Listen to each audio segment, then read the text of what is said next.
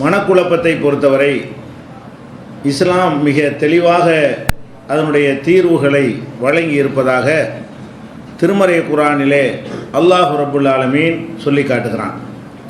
கஜ்ஜாத்துக்கும் மோயிலத்தும் ரப்பிக்கும், உங்களுக்கு உங்களுடைய இறைவனிடமிருந்து அறிவுரை வந்திருக்கிறது. ஒ ஷிஃபாவுன் லிமாஃபி சுதூர், உள்ளங்களிலே மனங்களிலே இருக்கக்கூடிய நோய்களுக்கு நிவாரணமும் இந்த குர்ஆனில் இருக்கிறது.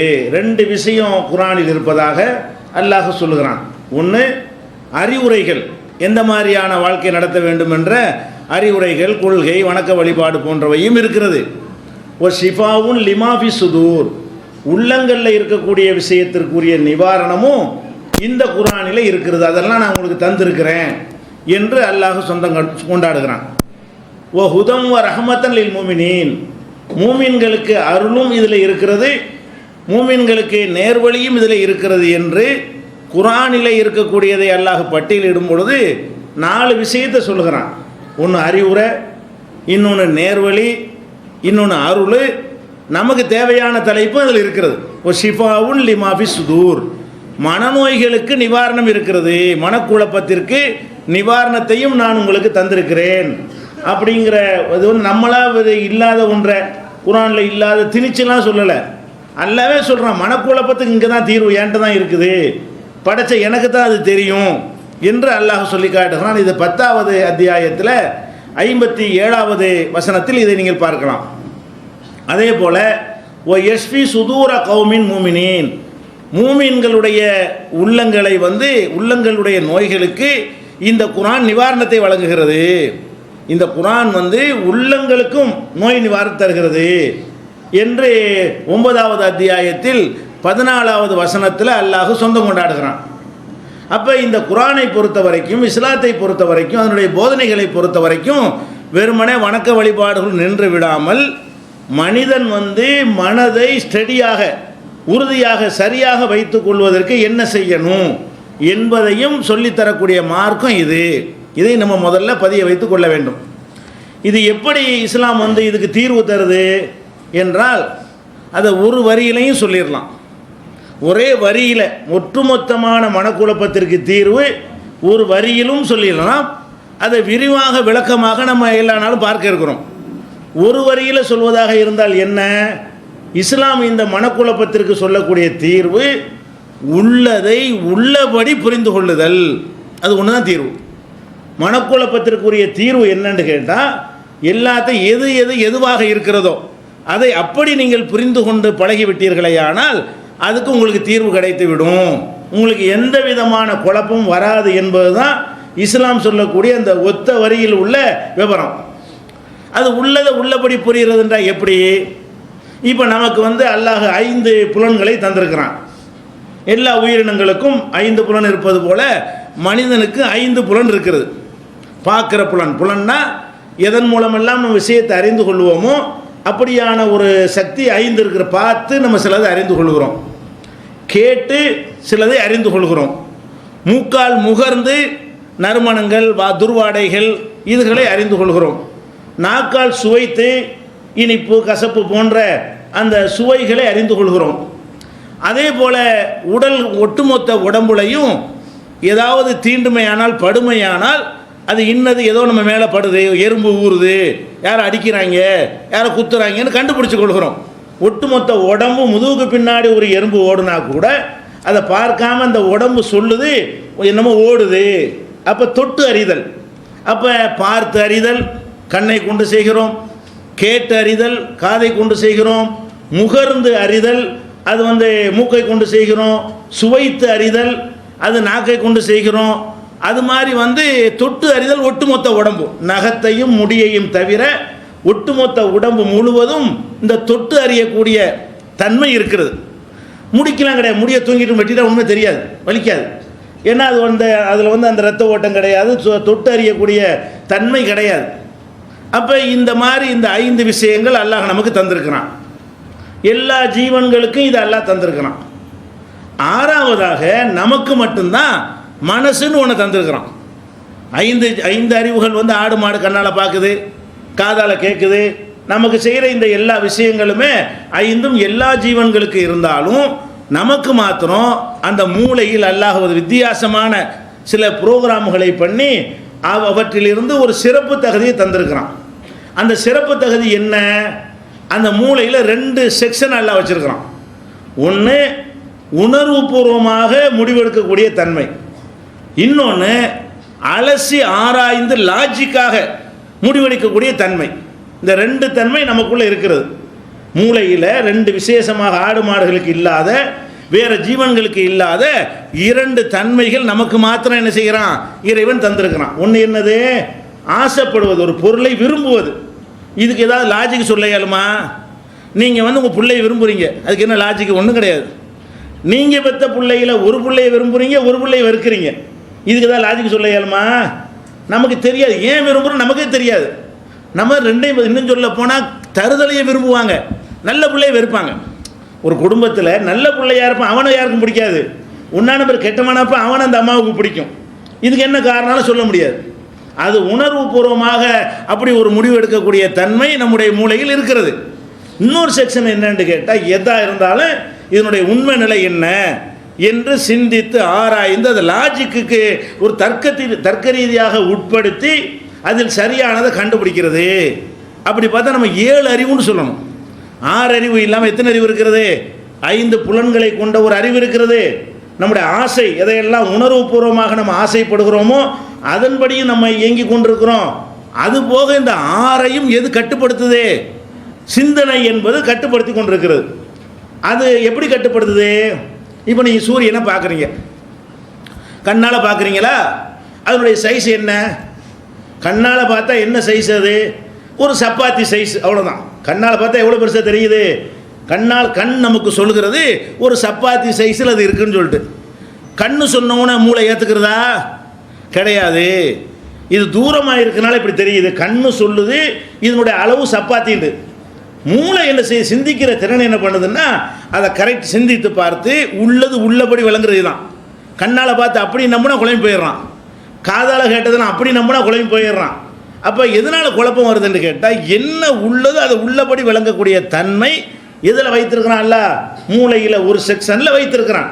அப்போ இந்த சூரியனை நம்ம பார்க்குறோம், நம்ம கண்ணு சொல்கிற முடிவுக்கு மாற்றமாக வேற ஒரு முடிவை நம்ம எடுத்து அதான் சரின்னு நினைக்கிறோம். கண்ணு சொல்லுது, என்ன சொல்லுது? அது இந்த சைஸுக்கு தான் இருக்குது என்று சொல்லுகிறது. நீங்கள் இருக்கக்கூடிய இந்த பூமி இருக்குது இல்லையா, இந்த பூமியை பற்றி உங்கள் உடம்பு என்ன சொல்லுது? உங்கள் பாடியில் தொட்டறியக்கூடிய தன்மை இருக்குதுல்ல, ஆடுற மாதிரி காட்டுதா? இப்படி நடுங்குதா? சுற்றுற மாதிரி தெரியுதா? உங்களுக்கு சுழற மாதிரி தெரியுதா? பூமியில் உட்காந்துட்டே இருக்கிறீங்க, பூமி ஆடுற மாதிரி உங்களுக்கு தெரியலை, அது சுற்றுற மாதிரி தெரியலை. சொல்லப்போனால் தலைகீழ கூட இருக்கிறான். உருண்டையாக தானே பூமி இருக்குது. இங்கேருந்து அவனை பார்த்து அவன் தலைகீழ இருக்கிறான், அவன் உங்களை பார்த்தா நீங்கள் தலைகீழ இருக்கிறீங்க. எவனுக்காச்சும் நம்ம தலைகீழ ஒட்டிக்கிட்டு இருக்கிறோன்னு தெரியுதா? யாராவது பூமியில் வாழக்கூடிய இந்த பரப்பில் இருக்கிறவனா இருக்கட்டும், இதுக்கு நேர் ஆப்போசிட் சைடில் அமெரிக்காவில் இருக்கிறவனா இருக்கட்டும், 2 பேரும் எப்படி நினைக்கிறோம்? இப்படி தான் இருக்கிற நினைக்கிறோம். நம்ம தான் இப்படி உட்காந்து நினச்சிட்டு இருக்கிறோம். அவன் என்ன செய்கிறான்? இப்படி தான் உட்காந்து நினைக்கிறான். எவனும் தலைகீழ நினைக்க மாட்டேங்கிறான். ஆனால் இங்கேருந்து கற்பனை பண்ணி பாருங்கள், அமெரிக்கா எப்படி இருக்கிறான்? இங்கேருந்து பார்த்தீங்கன்னா தலைகீழ இருக்கிறான். அமெரிக்காக்காரன் இந்த பூமி இப்படி இருந்தால் இப்போ நம்ம இப்படி இருக்கிறோம், அவன் இப்படி இருக்கிறான். அப்போ எப்படி இருக்கிறான்? உருண்டையான பூமியில் அவன் தலைகீழ இருக்கிறான். அவன் உங்களை பற்றி தலைகீழன்னு அவன் நினைப்பான். அவன் என்னமோ நேரம் இருக்கிற மாதிரியும் நீங்கள் தலைகீழ உட்காந்துக்கிட்டு ஒட்டிக்கிட்டு இருக்கிற மாதிரி அவன் நினைக்குவான். அப்போ இந்த பூமியில் நம்ம உட்கார்ந்து கொண்டு இருக்கிறோம், இதில் தான் வாழ்கிறோம். இதை பற்றி நம்ம கண்ணு சொல்கிறது ஒரு செய்தியாக இருக்கிறது, நம்ம காது சொல்கிறது ஒரு செய்தியாக இருக்கிறது, நம்ம ஒட்டுமொத்த உடம்பு சொல்வது ஒரு செய்தியாக இருக்கிறது. மூளை வேறு செய்தியை சொல்லுது கிடையாது. இது 1000 மைல் வேகத்தில், ஒரு மணிக்கு 1000 மைல் வேகத்தில் சுற்றுது, சுழலுது, தன்னைத்தானே சுத்தவும் செய்கிறது, சூரியனை சுற்றி வருகிறது.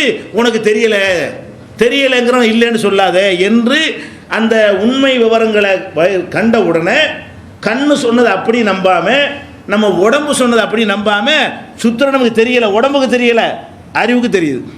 இந்த பூமி சுற்றுற உடம்புக்கு தெரியல. இல்லை, ஒரு பொருளில் இருந்து உங்களை சுற்றிவிட்டா என்ன செய்வீங்க? ஒரு குலோப்பு மாதிரி செஞ்சு, இந்த பில்டிங் அளவுக்கு செஞ்சு அது மாதிரி ஒருத்தனை உட்கார வச்சு சுற்றி விட்டா என்ன ஆகும்? அப்படி இருக்கணுமா? அப்படி தான் தெரியுதா உங்களுக்கு? சுற்றினா நடக்கணுமா இல்லையா? சுற்றினா விழுந்துருவீங்க. உழுவாட்டா கூட இட்லிக்கு பிடிச்சி கட்டி வச்சுட்டா கூட சுற்றுறது அவனுக்கு தெரியும். நம்ம சுற்றுறோங்கிற அவனுக்கு என்ன செய்யும் தெரியும். ரங்கராட்டினத்தில் போனீங்களா தெரியுதா இல்லையா? அது சுற்றி காட்டுறான், அப்படி சுற்றுறான், அப்படி போகிறான தலைகீழ போகிற மாதிரி தெரியுதா இல்லையா? ஏன் தெரியலை? அப்போ நம்மள்ட்ட மூளை என்ன செய்யுதுன்னு கேட்டால் பார்த்ததையெல்லாம் அப்படி நம்பாது, கேட்குறதெல்லாம் அப்படி நம்பாது, உடம்புக்கு தென்படுறதெல்லாம் அப்படி என்ன செய்யாது, நம்பாது. அது என்ன செய்யும், எடை போட்டு பார்த்து இது இதான் யதார்த்தமான ஒரு விஷயம். ஒருத்தன் ஜுரம் வந்துருச்சு, ஜுரம் வரும்போது அவனுக்கு 45 டிகிரி வெப்பம் இருந்தால் கூட குளிர், அவனுக்கு உடம்பு என்ன செய்யுது, குளிருதுன்னு சொல்லுது. மூளை என்ன சொல்லுது, டெம்பரேச்சர்லாம் கரெக்டாக தானே இருக்குது, உன் பாடியில் வீக்காக இருக்குது, அதனால உனக்கு இப்படி தெரியுதுன்னு நமக்கு அது புத்தி சொல்லுது. நம்ம உடம்பு சொல்லுது சாதாரணமாக ஒரு 40 டிகிரிலாம் கடுமையான வெப்பம்.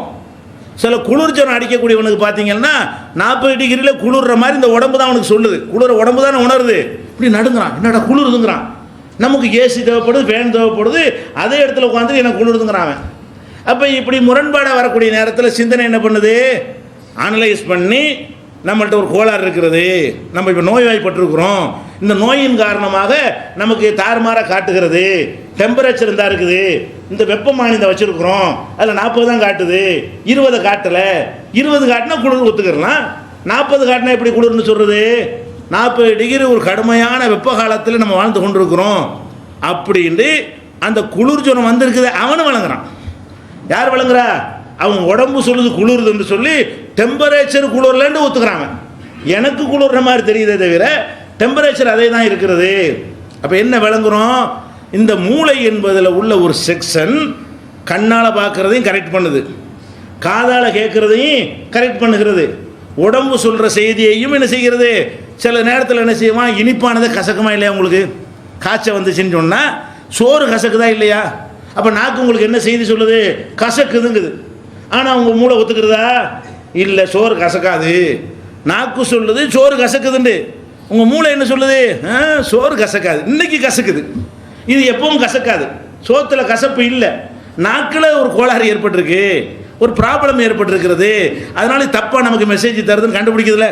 அப்போ நாக்கு சொல்கிறதை அனலைஸ் பண்ணி இது தப்பு அப்படிங்கிறோம். மூக்கும் தப்பாக சொல்லுமே, மூக்கு என்ன செய்யும், அந்த வாசனைகளை தப்பு தப்பாக நமக்கு சொல்லும். மூக்கு ஜலதோஷ நேரத்தில் என்ன செய்யும், பயங்கரமாக எல்லாம் மூக்கை பற்றுவான், இம்பாடு உட்காந்துட்டுருப்பான். ஆமாம், எல்லாரும் பயங்கரமாக மூக்கை பொத்தக்கூடிய அளவுக்கு ஒரு வாடை வரும். இவனுக்கு ஜலதோஷம் வந்துருச்சுன்னு வைங்க, இவனுக்கு அது மெசேஜ் வராது, ஏன் இப்படி செய்கிறாங்க அப்படின்னு நினைக்கிற மாதிரி இருக்கும். அப்போ தப்பாக செய்தி தருது நமக்கு. அப்போ நம்ம கண்ணு அனைத்தையும் சரியாக தருவது இல்லை, நம்முடைய காது அனைத்தையும் சரியாக நமக்கு தருவது இல்லை, நம்முடைய உடம்பு முழுவதும் உள்ள ஸ்பரிசம் தொட்டு உணரக்கூடிய சக்தி நமக்கு அனைத்தையும் சரியாக தருவது இல்லை, நம்முடைய மூக்கு அனைத்தையும் சரியாக நமக்கு தருவது இல்லை, நம்முடைய நாக்கு அனைத்தையும் சரியாக தருவது இல்லை, சரியானதையும் தவறானதையும் கலந்து தருகிறது. அப்போ மூளை என்ன செய்கிறது, இது யோசித்து எடை போட்டு பார்த்து ஒப்பிட்டு பார்த்து இதில் எது கரெக்டு, இதில் எந்த அளவுக்கு ஆட் பண்ணணும், எந்த அளவுக்கு மைனஸ் பண்ணணும் கண்டுபிடிக்கிறதா இல்லையா. இந்த மூளை இந்த புலன்கள் மூலமாக வரக்கூடிய செய்தியில் எவ்வளவு சேர்த்துக்கிறலாம், எவ்வளோ கழிச்சிக்கிறலாம், இது எவ்வளோ கழித்து நமக்கு தருகிறது, எவ்வளோ கூட்டி தருகிறது என்று பிரித்து பார்க்கக்கூடிய தன்மை அந்த மூளைக்கு எல்லாம் தந்திருக்கிறான் ஒரு செக்ஷனுக்கு. அந்த மூளையிலேயே நம்ம ஆசைப்படுறோம். இந்த ஆசைப்படுறத பாருங்க, ஒருத்தன் போதை பொருள் சாப்பிட்ணுன்னு ஆசைப்படுறான், அதுவும் அந்த மூளை தான் செய்யுது. மூளையில் உள்ள ஒரு செக்ஷன் என்ன செய்யுது, 6வது செக்ஷனாக இருக்கக்கூடியது போதைப் பொருள் சாப்பிட்ணுன்னு ஆசைப்படுறான், பீடி குடிக்கணும், சிகரெட் குடிக்கணும்னு ஆசைப்படுறான். இது அந்த ஆசை வந்தோன்னு அறிவு என்ன சொல்லுது, இல்லை செய்யாத, இது நல்லது இல்லை, இது தப்புன்னு அனலைஸ் பண்ணுது. அப்போ அங்கே ஒரு போராட்டமே நடக்கிறது. நம்ம மூளைக்குள்ள 2 சக்தி இருந்து கொண்டு சிந்திக்கிற சக்தியும் உணர்வு பூர்வமாக அணுகக்கூடிய சக்தியும் ஆசைப்படக்கூடிய சக்தியும், அது ஆசையும் அறிவும் வைத்துக் கொள்ளுங்க, ஆசையும் அறிவும் சேர்ந்து கொண்டு மூளையில் ஒரு பெரிய போராட்டமே நடக்கிறது.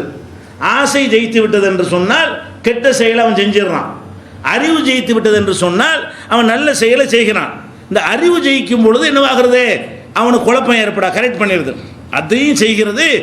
அதில் பெரும்பாலும் தோற்று போயிடுறாங்க. இந்த 5 விஷயத்தில் கரெக்டாக இருந்தால் கூட இந்த 6வதாக வரக்கூடிய ஆசையை கட்டுப்படுத்துகிற விஷயத்தில் மனிதனில் நிறைய பேர் என்ன செய்கிறான், அறிவை அது மிகைத்து அது ஜெயிச்சிருது. இப்படியெல்லாம் இருக்கக்கூடிய காட்சியை பார்க்குறோம். இது மாதிரியான ஒரு நேரங்களில் நம்ம எப்படி புரிந்து கொள்ளணும், உள்ளது என்ன, இதில் எது சரியான விஷயம், இதை சரியான முறையில் அணுகக்கூடிய விதம் என்ன, என்பதை புரிஞ்சுக்கிற நபிகள் மூளையில் 2 செக்ஷன் இருக்குங்கிறத நம்ம அனுபவத்திலையும் பார்க்குறோம். ஆனால் மற்ற மனோதத்துவ நிபுணர்கள் அவங்களாம் அதை பற்றி கண்டுக்கிற மாட்டாங்க. 6 அறிவுண்டே சொல்லிக்கிட்டு இருக்கிறாங்க. மனித மூளைக்குள்ளே எத்தனை இருக்குது? 2 இருக்குது. நம்மளே பார்க்குறோமா இல்லையா? நீங்களே ஒரு கெட்ட செயலை நீங்கள் செய்கிறீங்க, அறிவு வேணாங்குது, உங்கள் ஆசை வேணுங்குது செய்கிறீங்க. அப்போ நம்மள்ட்ட 2 ஆதிக்கம் நம்ம இயங்கிக்கிட்டு மாட்டிக்கொண்டிருக்க நமக்கு தெரியுதா இல்லையா? அனுபவபூர்வமாக நம்ம எதை உணர்கிறோமோ அதை இஸ்லாம் என்ன செய்கிறது? அப்படியே மெய்ப்படுத்துகிற விதமாக நமக்கு பேசுகிறது. அப்போ உங்களுக்குள்ள 2 மூளையில் 2 சக்திக்கு போட்டி நடந்து கொண்டிருக்கிறது. அந்த 2 சக்தியுடைய போட்டி எதில் நடக்குது என்று கேட்டால், உள்ளதை உள்ளபடி ஏற்றுக்க என்று சொல்லக்கூடியது ஒரு சக்தி, உள்ளதை பொய்யாக நம்பு, உண்மையை உள்ளபடி நம்பாமல் வேறு மாதிரி நம்பு என்று சொல்லக்கூடிய இன்னொரு சக்தி. அதுதான் மனக்குழப்பம். அனைத்து மனக்குழப்பங்களை நீ பார்த்தீர்களே ஆனால் இந்த தக்குதீபுன் பில் ஹக்கி, உண்மையை பொய்யாக்கக்கூடிய தன்மை அதுக்குள்ளே அடங்கி இருக்கும். அதை சிந்தித்து பார்த்தீர்களே ஆனால், ஓ இப்போ இந்த விஷயந்தானா விளங்கிறோம். அப்போ சில உதாரணங்கள் வழியாக ஒவ்வொரு மனநோய்க்கும் சொல்லி அதில் உள்ளதை உள்ளபடி எப்படி புரிந்து கொள்வது என்பதை சொல்லும் பொழுது உங்களுக்கே டெவலப் ஆகிக்கணும். எந்த மாதிரி மனநிலை வந்தாலும் உடனே அப்படி நிப்பாடி என்ன செய்யணும், இதில் எது உள்ளதை உள்ளபடி எப்படி புரிஞ்சுக்கிறது. இந்த பயிற்சி நம்ம எடுத்துகிட்டு வைங்க, எந்த மனோதத்துவ டாக்டர் நமக்கு தேவை கிடையாது. நம்மை நாமளே என்ன செஞ்சுக்கொள்ளலாம், சரி செய்து கொள்ளலாம். அப்போ இதை நம்ம புரிந்து கொள்ள வேண்டும். அப்போ இந்த உள்ளதை உள்ளபடி செய்வது என்பதில் ஃபஸ்ட்டு நம்ம என்ன எடுத்துக்கொள்வோம் என்றால், புரிந்து கொள்வதற்காக வேண்டி